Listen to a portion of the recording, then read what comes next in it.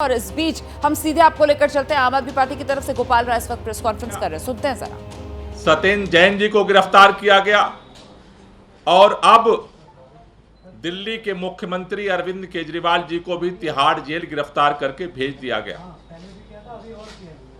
लेकिन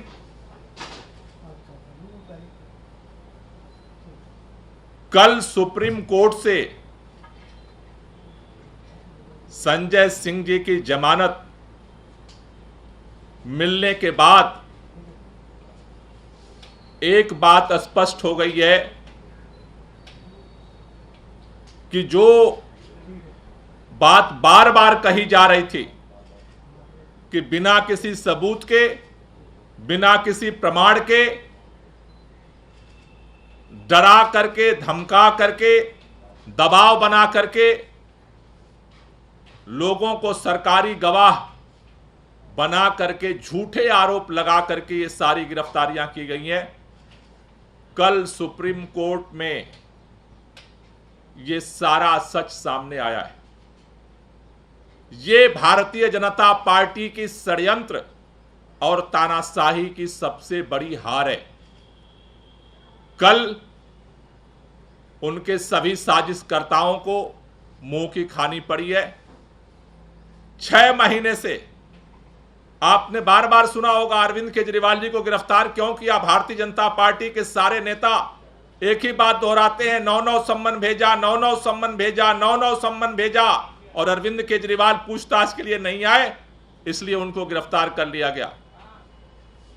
कल कोर्ट के सामने ये बात आई, संजय सिंह को एक भी सम्मन नहीं भेजा गया। अचानक बिना सम्मन भेजे ईडी संजय सिंह जी के घर में घुसी और 5-6 घंटे बाद उठा करके लेके चली गई। 6 महीने जेल में रखा और निकला क्या? कोई सबूत नहीं, कोई मनी ट्रेल नहीं, 6 महीने में कुछ भी नहीं मिला।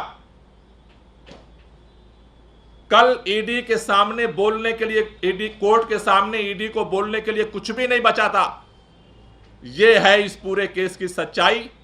और इसी तरह से षड्यंत्र करके हमारे सभी नेताओं को, और इसी तरह के षड्यंत्र करके दिल्ली के मुख्यमंत्री को भी बिना एफआईआर, बिना किसी आरोपी के आप मुख्यमंत्री को उठा करके आपने जेल में बंद कर दिया। लेकिन सुप्रीम कोर्ट के अंदर कल संजय सिंह जी की जो जमानत मिली है, उसने भारतीय जनता पार्टी के इस सारे षड्यंत्र का पर्दाफाश किया है। और ये एक बहुत बड़ी भारतीय जनता पार्टी को हार मिली है, उनके षड्यंत्रकारियों को एक हार मिली है। इसमें निश्चित रूप से जिस तरह से दिल्ली के मुख्यमंत्री अरविंद केजरीवाल को भारतीय जनता पार्टी ने गिरफ्तार करवाया, उसके बाद जिस तरह से रामलीला मैदान में पूरा देश इकट्ठा हुआ, दिल्ली के लोग इकट्ठे हुए, पूरे देश में इसके खिलाफ आवाज उठ रही है।